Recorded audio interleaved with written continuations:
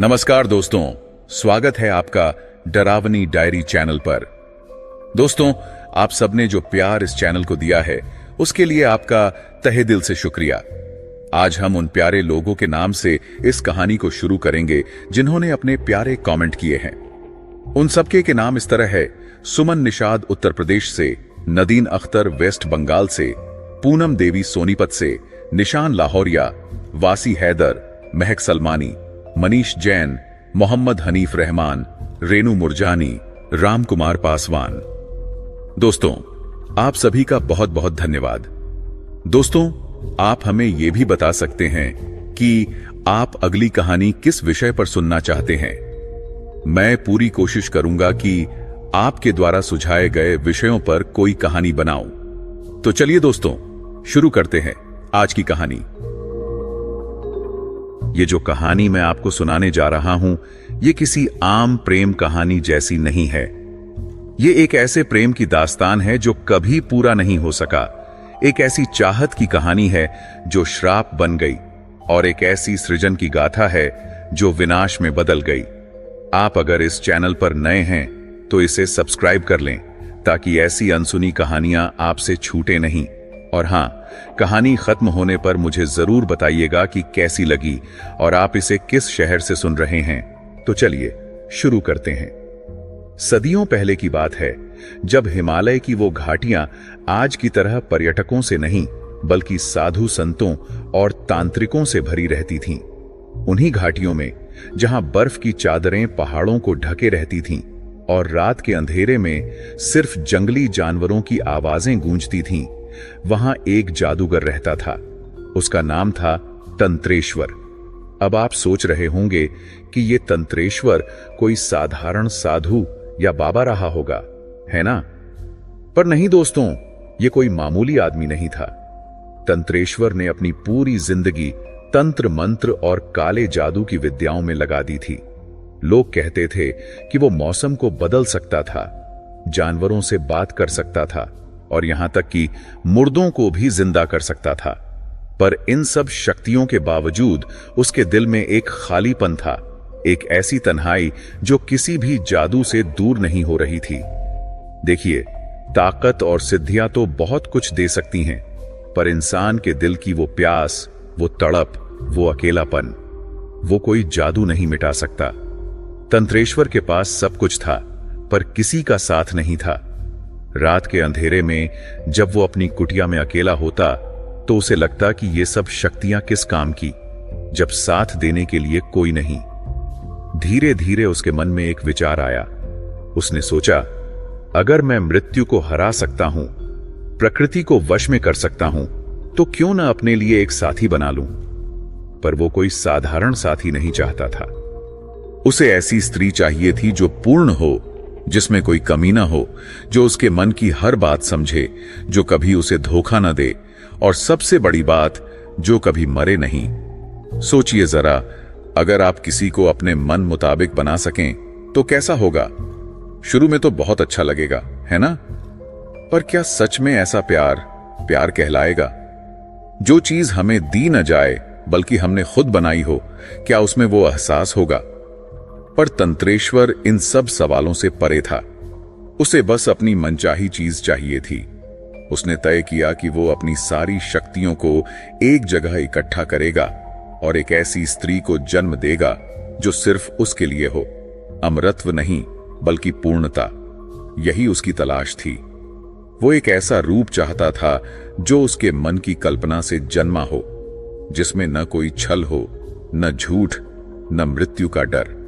और फिर शुरू हुई वर्षों की साधना। कल्पना कीजिए, बर्फीली रातों में जब पूरी घाटी में सन्नाटा पसरा हो, एक आदमी अपनी कुटिया में बैठा मंत्रों का जाप कर रहा हो। महीने बीत गए, साल बीत गए। उसने खाना पीना कम कर दिया, सिर्फ जड़ी बूटियों पर जीने लगा।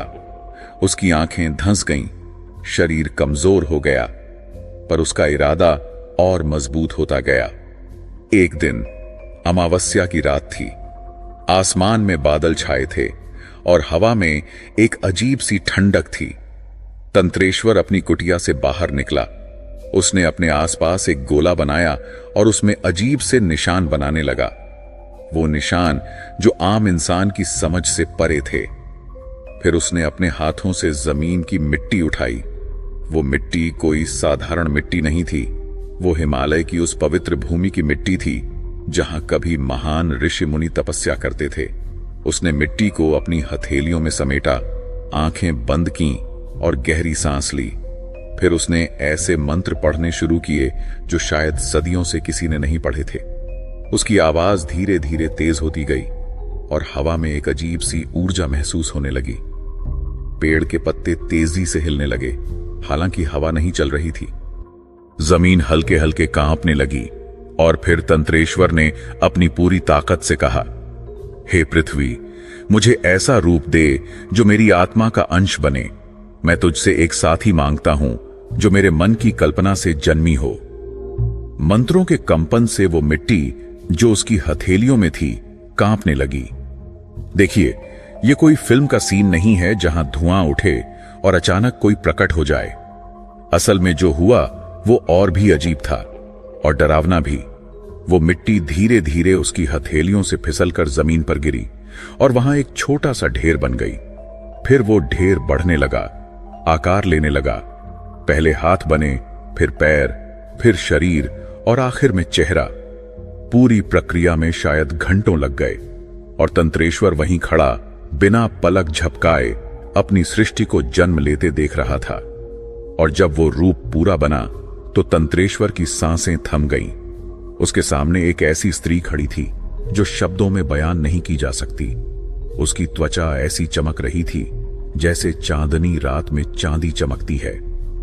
उसके बाल गहरे नीले रंग के थे, ऐसे नीले जैसे रात के आसमान का सबसे गहरा हिस्सा।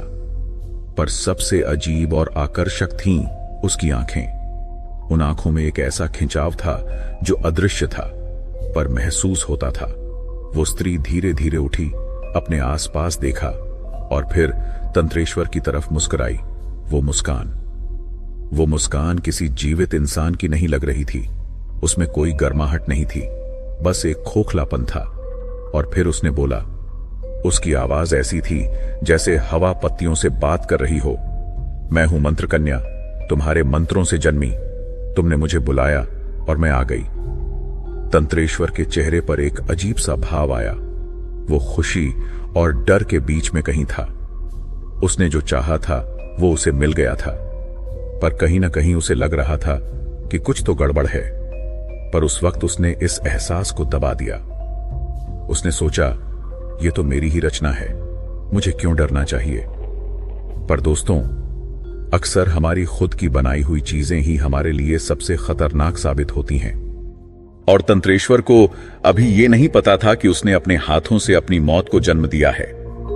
उस रात मंत्र कन्या कुटिया में घूमती रही, हर चीज को छूती रही, जैसे किसी बच्चे को दुनिया का पहली बार एहसास हो रहा हो। तंत्रेश्वर उसे दूर से देखता रहा, सोचता रहा कि उसने सच में ये कर दिखाया। उसने सोचा, अब उसका अकेलापन खत्म हो जाएगा, अब उसके पास कोई है। पर जैसे जैसे रात गहराती गई, उसे कुछ अजीब लगने लगा।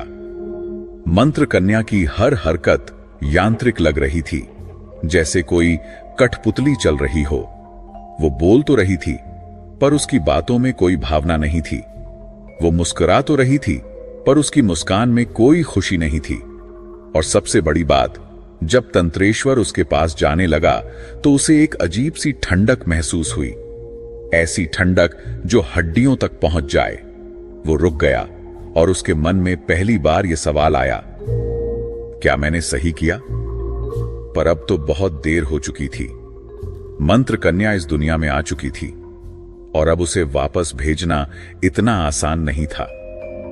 मंत्र कन्या के जन्म के अगले दिन सुबह, जब सूरज की पहली किरण हिमालय की घाटी में उतरी, तंत्रेश्वर अपनी कुटिया में बैठा सोच रहा था। रात भर उसे नींद नहीं आई थी। वो बार बार मंत्र कन्या को देखता रहा, जो कोने में एक मूर्ति की तरह खड़ी थी।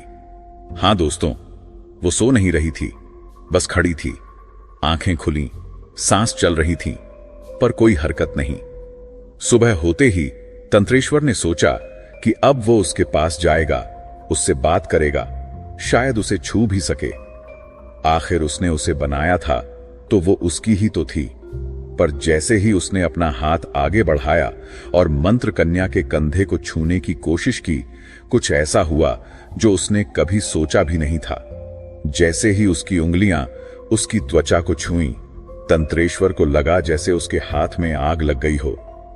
उसने चीखते हुए अपना हाथ पीछे खींचा, पर देर हो चुकी थी। उसने देखा उसकी उंगलियां वो धीरे धीरे राख में बदल रही थीं। हां दोस्तों, राख में, ऐसे जैसे कोई कागज जलता है और राख बन जाता है। वो दहशत में पीछे हटा और अपने हाथ को हिलाने लगा। राख उड़कर जमीन पर गिर गई और उसका हाथ वापस सामान्य हो गया, जैसे कुछ हुआ ही ना हो। पर वो दर्द असहनीय था। और सबसे डरावनी बात यह थी कि मंत्र कन्या वहीं खड़ी मुस्कुरा रही थी। वो मुस्कान कह रही थी कि उसे पता था यह होने वाला है। तंत्रेश्वर की समझ में नहीं आ रहा था। उसने पूछा, ये क्या हुआ? तुमने ये क्यों किया? मंत्र कन्या ने धीरे से कहा, मैंने कुछ नहीं किया। तुमने मुझे मंत्रों से बनाया है, मिट्टी से नहीं।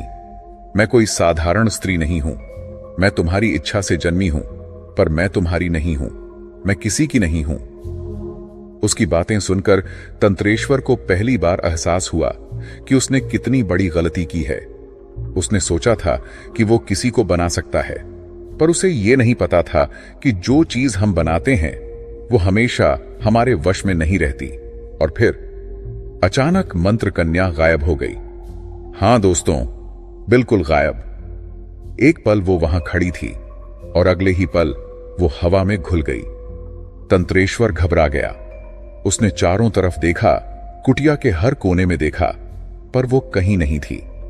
और फिर उसने कुछ देखा जो उसकी रूह कांपा गया। वो राख जो उसके हाथ से गिरी थी वो हिलने लगी। धीरे धीरे वो राख एक जगह इकट्ठा होने लगी और उसमें से फिर से मंत्र कन्या का रूप बनने लगा। पहले उसके हाथ, फिर पैर, फिर शरीर और आखिर में वही चेहरा। वो वापस आ गई थी। वही मुस्कान, वही नीली आंखें, वही रूप। तंत्रेश्वर समझ गया, वो उसे छू नहीं सकता था। हर बार जब वो उसे छूने की कोशिश करता, वो बिखर जाती और फिर वापस बन जाती। ये एक ऐसा श्राप था जिसके बारे में उसने कभी सोचा भी नहीं था। दिन बीतने लगे। हर दिन तंत्रेश्वर उसे दूर से देखता, उससे बात करता, पर कभी छू नहीं पाता।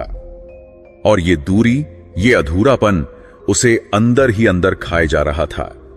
उसने जो चाहा था वो उसके सामने था, पर फिर भी उससे दूर था। और सबसे अजीब बात तो ये थी कि मंत्र कन्या हर रात अलग रूप में दिखने लगी। कभी वो एक जवान लड़की की तरह दिखती, कभी एक बूढ़ी औरत की तरह, और कभी एक छोटी बच्ची की तरह। हर रात एक नया रूप, पर वही आंखें, वही मुस्कान। तंत्रेश्वर को समझ आ गया कि वो केवल उसके मंत्रों से बंधी थी, प्रेम से नहीं। वो उसकी सृजन थी, पर उसकी साथी नहीं। वो उसके पास थी, पर उससे दूर थी। और ये एहसास तंत्रेश्वर को धीरे धीरे पागल करने लगा। रातों में वो उसे देखता रहता और वो उसे देखती रहती। दोनों के बीच सिर्फ कुछ फीट का फासला था, पर लगता था जैसे सदियों का फासला हो। तंत्रेश्वर के मन में हजारों सवाल उठते। क्यों बनाया मैंने उसे? क्या ये मेरी सजा है? क्या मैं कभी उसे छू पाऊंगा? पर उसका मन उसमें बंध चुका था। वो उसके बिना रह नहीं सकता था, पर उसके पास भी नहीं जा सकता था। ये प्यार नहीं था, ये एक लत थी, एक ऐसी लत जो धीरे धीरे उसे खत्म कर रही थी। और मंत्र कन्या, वो बस मुस्कुराती रहती थी। उस मुस्कान में न खुशी थी न दुख, बस एक खालीपन था। एक ऐसा खालीपन जो किसी भी इंसान में नहीं होता। हफ्ते बीत गए, फिर महीने। तंत्रेश्वर अपनी कुटिया में कैद हो गया था। वो अब बाहर नहीं निकलता था, न किसी से मिलता था। उसकी पूरी दुनिया सिर्फ मंत्र कन्या तक सिमट गई थी। दिन में वो उसे देखता रहता, रात में उसे देखता रहता। कभी कभी वो उससे बातें करता और कभी कभी बस चुपचाप बैठा रहता। और मंत्र कन्या, वो भी वहीं रहती, कभी कुटिया के एक कोने में खड़ी, कभी दूसरे कोने में, कभी खिड़की के पास तो कभी दरवाजे के पास, पर हमेशा तंत्रेश्वर को देखती रहती। वो नजरें, वो नीली आंखें हर वक्त उस पर टिकी रहती। एक रात की बात है, चांदनी रात थी और चांद की रोशनी खिड़की से अंदर आ रही थी। तंत्रेश्वर अपने बिस्तर पर लेटा था, पर नींद उससे कोसों दूर थी। मंत्र कन्या खिड़की के पास खड़ी चांद को देख रही थी। उसकी त्वचा चांदनी में और भी ज्यादा चमक रही थी, ऐसे जैसे वो खुद चांद का एक टुकड़ा हो। तंत्रेश्वर उसे देखता रहा। कितनी खूबसूरत लग रही थी वो, कितनी परफेक्ट। पर फिर भी कुछ तो कमी थी। वो क्या थी? हां, वो जीवंतता, वो गर्माहट, वो एहसास जो एक असली इंसान में होता है। और फिर मंत्र कन्या ने मुड़कर उसकी तरफ देखा। उसने कहा, क्यों देख रहे हो मुझे? तंत्रेश्वर ने कहा, क्योंकि तुम मेरी हो, मैंने तुम्हें बनाया है। मंत्र कन्या हल्के से हंसी। वो हंसी इतनी ठंडी थी कि तंत्रेश्वर के रोंगटे खड़े हो गए। उसने कहा, मैं किसी की नहीं हूं, तुमने मुझे बनाया हो, पर तुमने मुझे बनाते वक्त ये नहीं सोचा कि मेरे मन में क्या होगा, मेरी इच्छा क्या होगी। तुमने सिर्फ अपनी इच्छा के बारे में सोचा। उसकी बात सुनकर तंत्रेश्वर चुप हो गया। वो सच था। उसने कभी ये नहीं सोचा कि जो स्त्री वो बना रहा है, उसके अपने सपने होंगे, अपनी इच्छाएं होंगी। उसने सिर्फ अपने अकेलेपन को दूर करने के बारे में सोचा था। मंत्र कन्या धीरे धीरे उसकी तरफ चलने लगी। हर कदम के साथ कमरे का तापमान गिरता जा रहा था। तंत्रेश्वर को अपनी सांसें दिखने लगीं, इतनी ठंड हो गई थी। वो उसके बिस्तर के पास आकर रुक गई और फिर उसने कुछ ऐसा किया जो तंत्रेश्वर ने कभी नहीं सोचा था। वो झुकी और उसके कान के पास फुसफुसाई, क्यों रचाया मुझे, अगर प्रेम नहीं दे सकते? तंत्रेश्वर के मुंह से निकला, मैंने तुझे प्रेम से ही तो बनाया है। मंत्र कन्या ने सिर हिलाया, नहीं, तुमने मुझे अपनी इच्छा से बनाया है, प्रेम से नहीं। प्रेम में त्याग होता है, समर्पण होता है, पर तुमने तो सिर्फ लिया है, दिया कुछ नहीं। तुमने मुझे बनाया पर मुझे जीने का हक नहीं दिया। तुमने मुझे रूप दिया पर आत्मा नहीं दी। तुमने मुझे बनाया पर मुझे छू नहीं सकते। ये कैसा प्रेम है? उसकी हर बात तीर की तरह तंत्रेश्वर के दिल में चुभ रही थी, क्योंकि वो सच थी। हर एक बात सच थी। तंत्रेश्वर ने कहा, तो तुम क्या चाहती हो? मंत्र कन्या ने फिर वही ठंडी मुस्कान दी और कहा, मैं चाहती हूं कि तुम मुझे आजाद कर दो, मुझे इस बंधन से मुक्त कर दो। पर कैसे? मैं तुम्हें कैसे आजाद करूं? तंत्रेश्वर ने पूछा। मंत्र कन्या खड़ी हो गई और खिड़की की तरफ चली गई। उसने चांद की तरफ देखते हुए कहा, तुमने मुझे मंत्रों से बनाया है, मैं तुम्हारे मंत्रों से बंधी हूं। अगर तुम वो मंत्र तोड़ दो तो मैं आजाद हो जाऊंगी। तंत्रेश्वर ने सोचा, अगर वो मंत्र तोड़ देता है तो मंत्र कन्या गायब हो जाएगी और वो फिर से अकेला हो जाएगा। पर अगर वो मंत्र नहीं तोड़ता तो ये सिलसिला ऐसे ही चलता रहेगा। वो उसे देखता रहेगा पर कभी पा नहीं सकेगा। नहीं, तंत्रेश्वर ने कहा, मैं तुम्हें जाने नहीं दे सकता, तुम्हारे बिना मैं नहीं रह सकता। मंत्र कन्या ने मुड़कर उसे देखा। उसकी आंखों में पहली बार कुछ तो दिखा, शायद दुख, शायद गुस्सा या शायद तरस। तो फिर तैयार रहो, उसने कहा, क्योंकि जो प्रेम अधूरा रहता है वो धीरे धीरे जहर बन जाता है और ये जहर एक दिन तुम्हें खत्म कर देगा। और फिर वो वापस खिड़की की तरफ मुड़ गई। बाकी की रात में उसने एक शब्द नहीं बोला। अगले कुछ दिन और भी अजीब थे। मंत्र कन्या की हरकतें बदलने लगीं। कभी वो एक मूर्ति की तरह घंटों खड़ी रहती, बिल्कुल भी नहीं हिलती, और कभी वो अचानक से जीवंत हो जाती, ऐसे जैसे उसमें जान आ गई हो। वो हंसती, बोलती, घूमती और फिर अचानक फिर से मूर्ति बन जाती। तंत्रेश्वर को समझ नहीं आ रहा था कि क्या हो रहा है। कभी वो उसे एक जीवित इंसान की तरह दिखती और कभी सिर्फ मिट्टी की एक मूर्ति की तरह। एक रात जब तंत्रेश्वर सो रहा था, उसे एक आवाज सुनाई दी। वो उठा और देखा, मंत्र कन्या उसके बिस्तर के चारों ओर धीरे धीरे घूम रही थी और जहां जहां उसका साया पड़ रहा था वहां वहां अजीब चीजें हो रही थीं। कमरे में रखे फूल जहां उसकी परछाई पड़ी वहां वो राख बन गए। हां दोस्तों, ताजा फूल जो सुबह ही तोड़े गए थे वो एक पल में राख बन गए। तंत्रेश्वर डर गया। उसने पूछा, ये क्या कर रही हो तुम? मंत्र कन्या रुकी नहीं। वो घूमती रही और बोलती रही, मैं अपूर्णता का परिणाम हूं और हर अपूर्ण प्रेम का अंत मृत्यु है। तुमने मुझे अधूरा बनाया तो मैं भी सब कुछ अधूरा करूंगी। तुमने मुझे जीवन दिया पर जीने का हक नहीं दिया तो मैं भी हर जीवन को छीन लूंगी। उसके शब्द सुनकर तंत्रेश्वर की रूह कांप गई।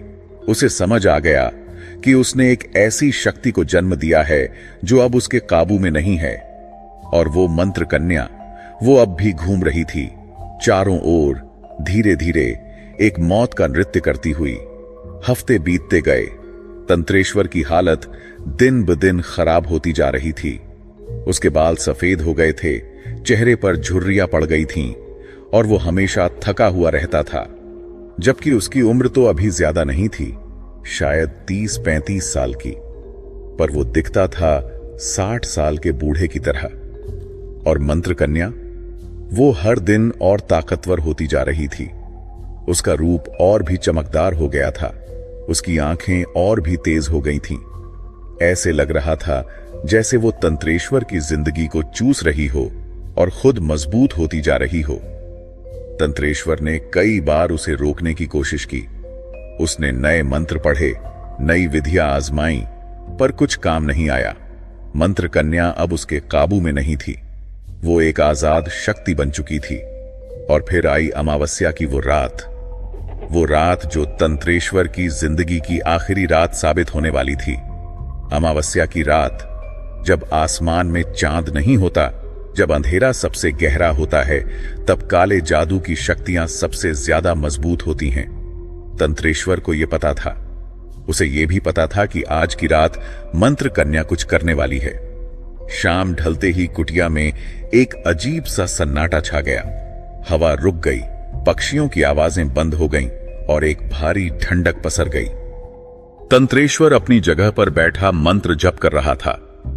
उसने अपने चारों ओर एक सुरक्षा चक्र बनाया था, ऐसी रेखाएं जो बुरी शक्तियों को दूर रखती हैं।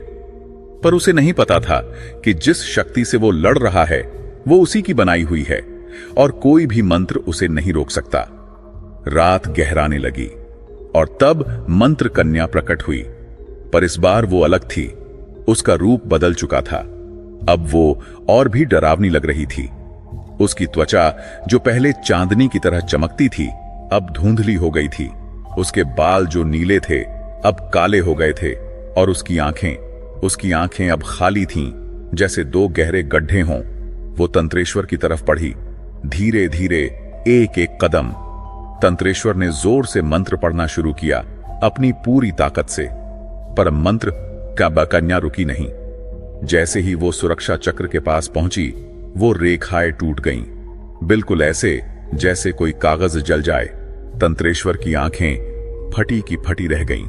ये कैसे हो सकता है? मंत्र कन्या ने मुस्कुराते हुए कहा, तुम्हारे मंत्र मुझ पर काम नहीं करेंगे, क्योंकि मैं तुम्हारे मंत्रों से ही बनी हूं। मैं तुम्हारी छाया हूं, तुम्हारा अंश हूं। तुम मुझसे नहीं लड़ सकते। और फिर उसने तंत्रेश्वर के पास पहुंचकर अपना हाथ उसके सिर पर रख दिया।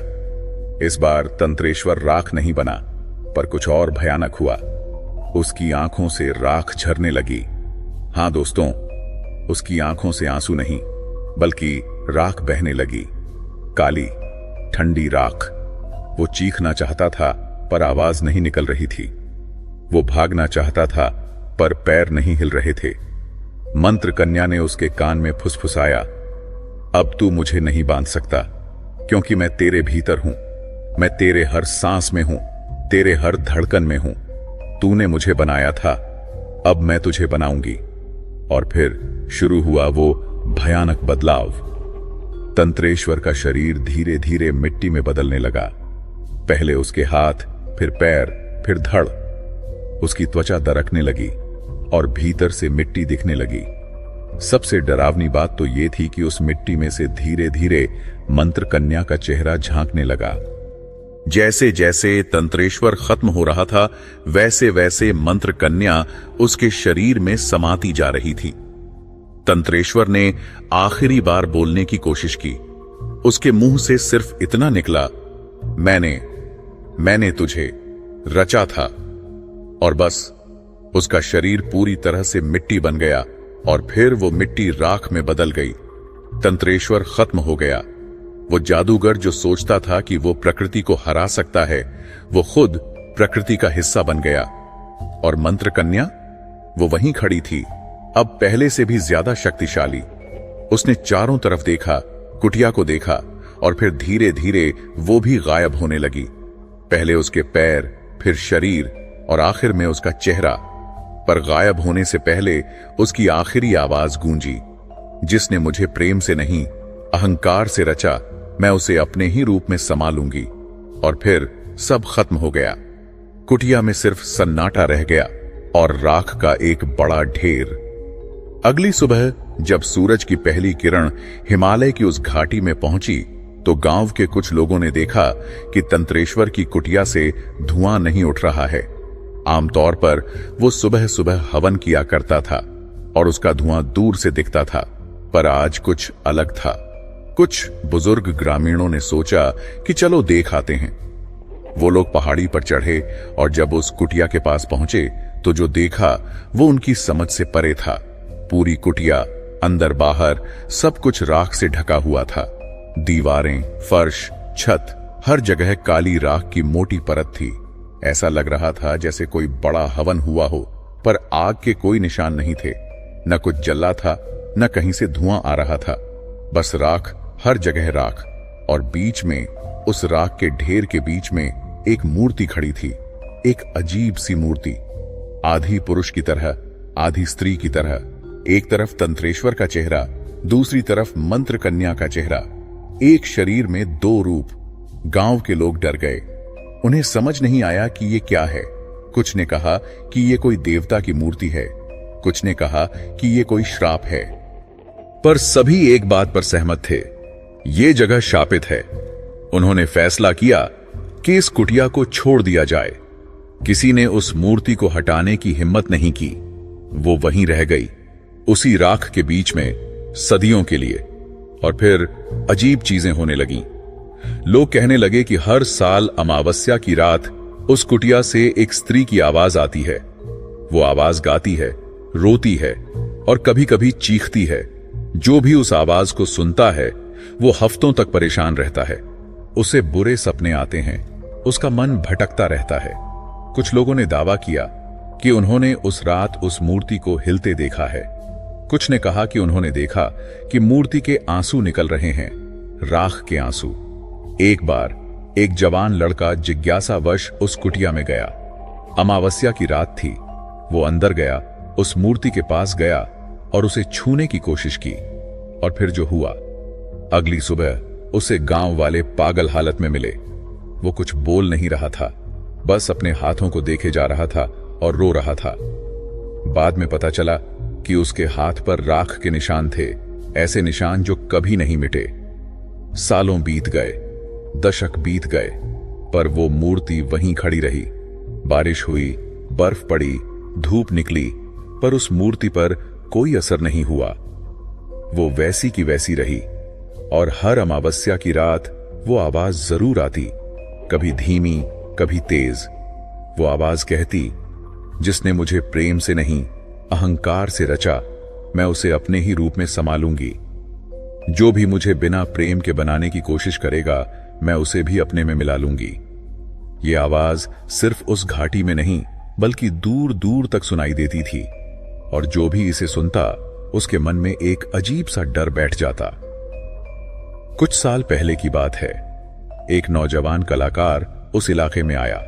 वो मूर्तियां बनाता था, जब उसने उस शापित मूर्ति के बारे में सुना तो उसे देखने की इच्छा हुई। गांव वालों ने मना किया, पर वो नहीं माना। वो अमावस्या की रात उस कुटिया में गया। उसने मूर्ति को देखा और हैरान रह गया। इतनी खूबसूरत मूर्ति उसने कभी नहीं देखी थी। आधा पुरुष आधा स्त्री, दोनों चेहरे इतने परफेक्ट कि लगता था जीवित हैं। उसने सोचा, काश मैं भी ऐसी मूर्ति बना पाता। और जैसे ही उसके मन में यह विचार आया, उस मूर्ति की आंखें खुल गईं। हां दोस्तों, उस पत्थर की मूर्ति की आंखें खुल गईं और फिर उस मूर्ति से वो आवाज आई, तू भी बनाना चाहता है, तू भी रचना चाहता है बिना प्रेम के, तो आ, मैं तुझे सिखाती हूं। कलाकार भागने लगा। वो जितनी तेजी से भाग सकता था भागा, पर उसे लगा जैसे कोई उसका पीछा कर रहा है। वो आवाज, वो ठंडी हंसी हर जगह गूंज रही थी। वो किसी तरह गांव पहुंचा। उसका चेहरा सफेद हो गया था, पूरा शरीर कांप रहा था। गांव वालों ने उसे समझाया, पानी पिलाया। अगली सुबह वो वहां से भाग गया और फिर कभी वापस नहीं आया। पर कहानी यहीं खत्म नहीं हुई। उस कलाकार की जिंदगी बदल गई। जब भी वो कोई मूर्ति बनाने बैठता, उसे वो आवाज सुनाई देती। जब भी वो कुछ रचने की कोशिश करता, उसके हाथ कांपने लगते। धीरे धीरे उसने मूर्तिकला छोड़ दी। आज वो कहीं दूर रहता है, अपनी कला से दूर। अब आप सोच रहे होंगे कि ये सब सच है या बस एक कहानी। दोस्तों, कुछ कहानियां ऐसी होती हैं जिनकी सच्चाई को परखने की जरूरत नहीं होती, क्योंकि उनका सबक ही असली सच होता है। और मंत्र कन्या का सबक क्या है? ये कि कुछ चीजें प्रेम से बनती हैं, जादू से नहीं। कुछ चीजें दिल से आती हैं, दिमाग से नहीं। और जो भी अहंकार में आकर सिर्फ अपनी इच्छा की पूर्ति के लिए बिना प्रेम के कुछ रचने की कोशिश करता है, उसका अंजाम भयानक होता है। लोग कहते हैं कि मंत्र कन्या अब भी उस घाटी में कहीं है। हर युग में, हर समय में वो किसी न किसी रूप में जन्म लेती है। कभी किसी के सपने में, कभी किसी की कल्पना में, कभी किसी के डर में। और जब भी कोई सोचता है कि वो बिना प्रेम के, बिना भावना के, सिर्फ अपने अहंकार के लिए कुछ बना सकता है, तब मंत्र कन्या प्रकट होती है।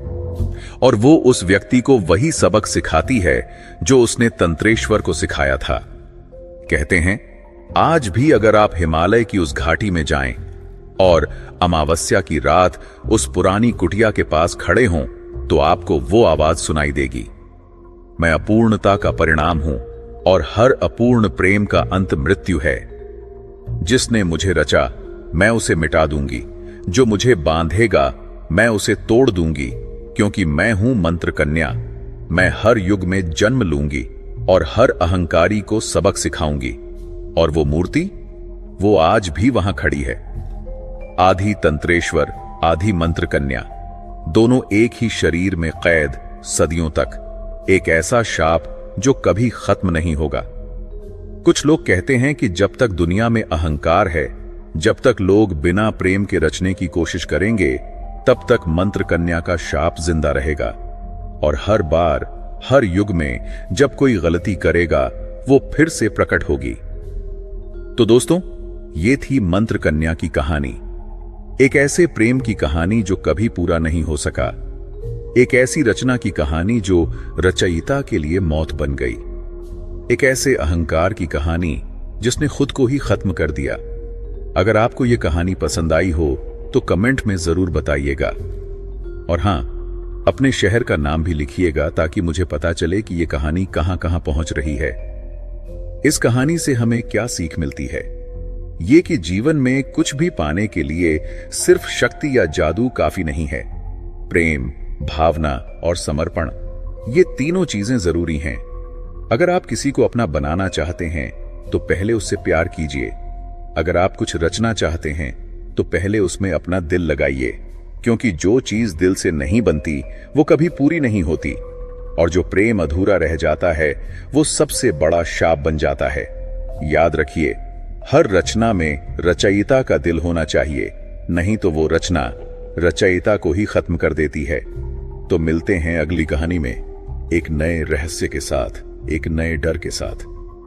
तब तक के लिए खुद का और अपनों का ख्याल रखिएगा। और हां, अगली बार जब भी आप कुछ बनाएं, कुछ रचें, तो उसमें अपना प्यार जरूर डालिएगा। नहीं तो मंत्र कन्या आपके सपनों में भी आ सकती है। धन्यवाद दोस्तों, नमस्कार।